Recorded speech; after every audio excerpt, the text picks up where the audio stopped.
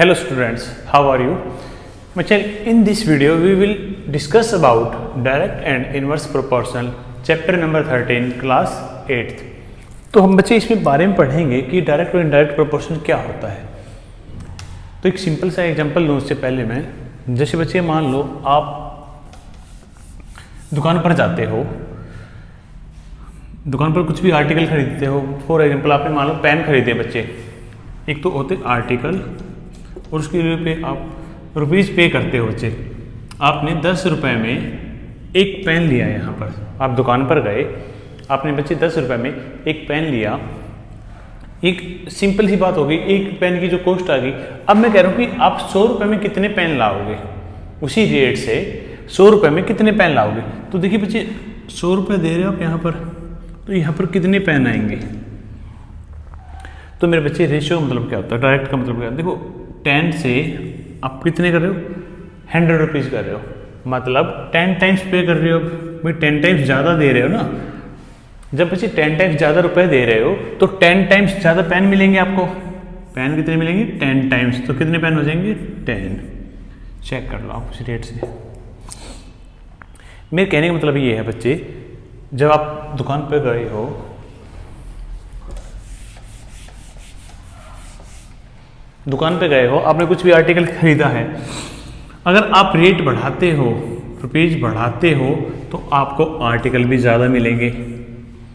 भाई अभी आपने देखा 100 रुपये में आपने ज़्यादा आर्टिकल मिले, 100 रुपये में आपको 10 पेन मिले हैं।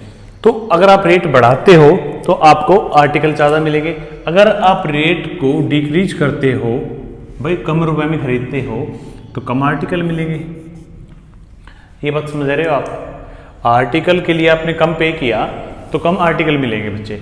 आर्टिकल के लिए अगर आपको ज़्यादा पे कर रहे हो, आप ज़्यादा पे कर रहे हो, तो आपको ज़्यादा आर्टिकल मिल रहे हैं। एक दो एग्जांपल और लेते हैं।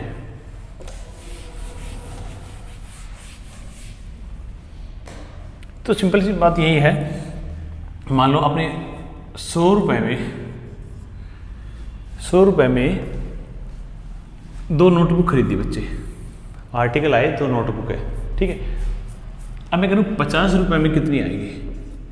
अब एक बात देखिए, आपने रुपीज़ पहले 100 किए, अब 100 से बच्चे 50 पे आ गए, मतलब रेट डिक्रीज कर दिया। भाई रेट मतलब अमाउंट डिक्रीज कर दिया आपने, तो जो आर्टिकल हैं वो भी डिक्रीज हो जाएंगे। यस और नो। देखिए कैसे होता है। अब 100 से 50 पे आ गए, मतलब आपने 100 का जो शुरू में नंबर जो आपका था उसका आपने 1/2 कर दिया, मतलब उसका आपने हाफ कर दिया बच्चे। भाई 100 से 50 पे आ गए, मतलब हाफ कर दिया आपने। तो मेरे बच्चे इधर भी आप हाफ कर देंगे, इधर भी आप हाफ कर देंगे, तो 2 का हाफ क्या होगा बच्चे, 1। तो 1 रुपये में, सॉरी एक जो नोटबुक आएगी वो आपकी 50 रुपये में आएगी, ठीक है। तो मतलब सिंपल सी बात ये है बच्चे, ये आर्टिकल और जो रुपीज़ है वो एक दूसरे पर डिपेंड होते हैं। अगर आप आर्टिकल को बढ़ा रहे हो तो इसका मतलब आप रुपीज़ भी बढ़ा रहे हो। अगर आप रुपीज़ को घटा रहे हो तो इसका मतलब आप आर्टिकल को भी घटा रहे हो, ठीक है। एक दूसरे पे डायरेक्ट, इसी को ही डायरेक्टली प्रोपोर्शनल कहा जाता है यहाँ पर, मतलब एक दूसरे पे लिंक होते हैं बिल्कुल। देखिए कैसे होते हैं।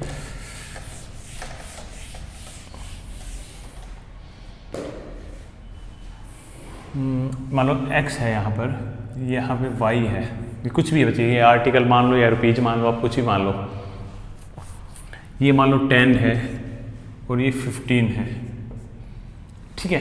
अब देखो मैं 10 से बच्चे इसको 50 कर रहा हूँ, तो इसका मतलब क्या हुआ, मैं 10 से बच्चे 5 टाइम्स कर दिया इसको। कितना कर दिया, 5 टाइम्स। तो मैं इस पोर्शन को भी 5 टाइम्स ही कर दूंगा, तो इसका 5 टाइम्स आएगा 75। अब इसको बात को ध्यान से समझना, जो 10 और जो 15 का जो रेशियो था बच्चे, वही 50 और 75 का रेशियो होगा। चेक कर लो आप। भाई 10 रेशियो 15 जो था, मैंने कहा वही 50 और 75 का रेशियो होगा।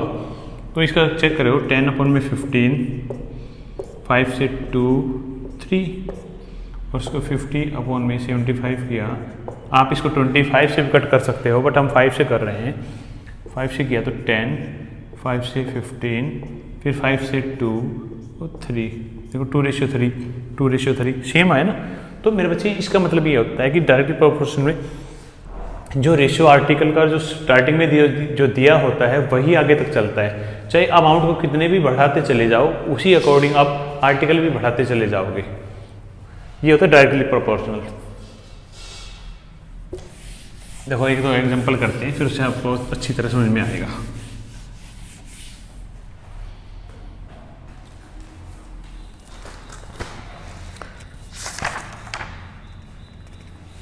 अच्छा एक सिंपल सा एग्जांपल है,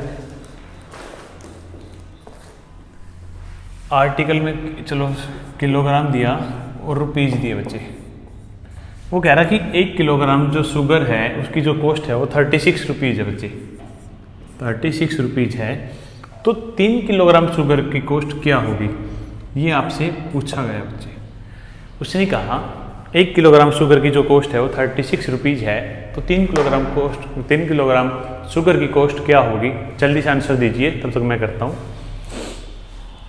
तो मेरे बच्चे देखो, अब 1 से 3 पर जा रहे हो, मतलब 3 टाइम्स कर रहे हो। यहाँ पर 3 टाइम्स किया बच्चे, आर्टिकल का आपने 3 टाइम्स कर दिया, तो रुपीज़ का भी बच्चे 3 टाइम्स कर दो। 3 टाइम्स कर दिया आपने, तो क्या आएगा 6 × 3 18, 1 is carry, 3 3 9 7 10, 108 rupees your answer. ठीक है बच्चे, भाई 108 आपका 3 किलोग्राम शुगर का रेट आ गया बच्चे यहाँ पर। ठीक है, एक दो क्वेश्चन और देखिए। अच्छा यहाँ पर जो टेबल दे रखी है, जैसे टेबल दे रखी है, एक टेबल कर लेते हैं।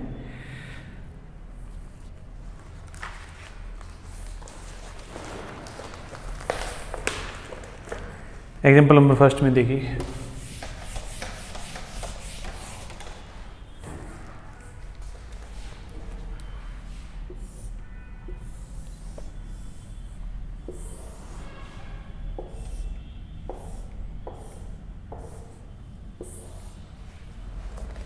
एक्स वाई दिया बच्चे, एक्स है यहाँ पर, ये वाई है। 2 4 5 10, 2 4 5 10, एक और दिया 13 और नीचे दिया है बच्चे y2 y3 210 y4 y5। तुम्हें बच्चे मान लो y की वैल्यू बतानी है यहाँ पर। तो देखो यहाँ पर आपसे क्लियर दिया है 2 4 5 10 13, तो x और y का कुछ ना कुछ रेशियो रहा होगा। अगर आप बच्चे x को बढ़ा रहे हो तो y भी बढ़ रहा होगा। भाई यहाँ पे x2 था, फिर आपने 4 किया, y3 किया, तो मतलब अगर इसको बढ़ा रहे हो x को तो y भी बढ़ रहा है, बट इसका रेशियो हमें क्या है वो देखते हैं। तो मेरे बच्चे आपको दिखाई दे रहा है कि x और y का रेशियो आया 5:210।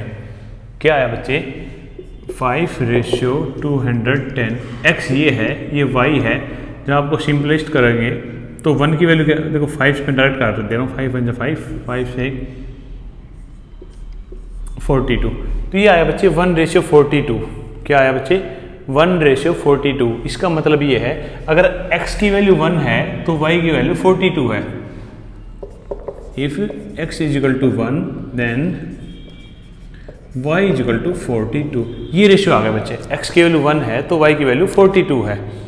तो यहाँ पर देखिए x की वैल्यू 2 है, x की वैल्यू 2 है, 1 से 2 कर दिया तो बच्चे 1 से देखो 2 टाइम्स कर दिया, डबल कर दिया, तो y भी डबल हो जाएगा, इसका डबल होगा 84। तो यहाँ पे आ जाएगा बच्चे 84। अब बच्चे देखो यहाँ पे 4 कर दिया, मतलब 1 की वैल्यू अगर आप 4 करते हो, 4 टाइम्स कर रहे हो, x की वैल्यू 1 है तो y की वैल्यू 42 है, ये आपने रेशियो निकाला है। अब क्या कर रहा है, x की वैल्यू 4 पुट करते हो, x की वैल्यू 4 पुट करते हो तो y की वैल्यू क्या होगी। अब देखो 1 से 4 टाइम्स, भाई 4 गुना गया ना यहाँ पर, तो ये भी 4 टाइम्स हो जाएगा, क्या होगा 168। यहाँ पे आ जाएगा आपका 168। ये तो दे ही रखा है बच्चे। अब देखो 5 से 5 की वैल्यू, चलो ये आपको रेशियो पता भी है, और अगर आप डायरेक्ट निकालना चाहते हैं 5 से 2 टाइम्स किया, भाई 5 से डबल हो गया 10, तो इसका भी डबल कर देंगे, कितना आएगा 420। ठीक है, या आप ऐसे भी निकाल सकते हो। अब कह रहा है कि 1 की वैल्यू 13 है, x की वैल्यू 13 है, मतलब 1 की वैल्यू 13 है, तो y की वैल्यू क्या होगी? तो मेरे बच्चे इसको 13 टाइम्स कर देंगे, इसको भी 13 टाइम्स कर देंगे। 42 को बच्चे 13 से मल्टीप्लाई करेंगे, 3 2 जा 6, 3 4 जा 12, 2 4 6 4 5, ये आया 546, 546। तो मेरे बच्चे इसमें क्या है, इसमें सिंपली यही कहा कि जो x और जो y का रेशियो है वही आगे चलेगा। अगर यहाँ पे देखो बढ़ रहा है तो ठीक है, अगर ये घटता तो उसी रेशियो से आप इसको कम करते चले जाते। एक घटाने का रेशियो ले लेते हैं। Please pause the video, note it down.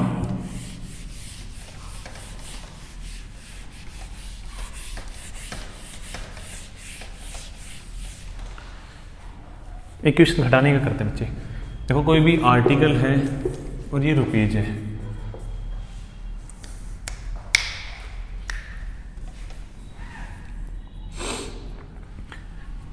मैं कह रहा हूँ 1500 रुपये में, 1500 में 50 कोई आर्टिकल आता है 1500 में, कोई 50 मान नोटबुक आती है, बुक आती है, कुछ भी मान सकते हो आप। तो मैं कह रहा हूँ बच्चे यहाँ पर 300 रुपीज़ में कितने आएंगे? 300 रुपीज़ में कितने आएंगे?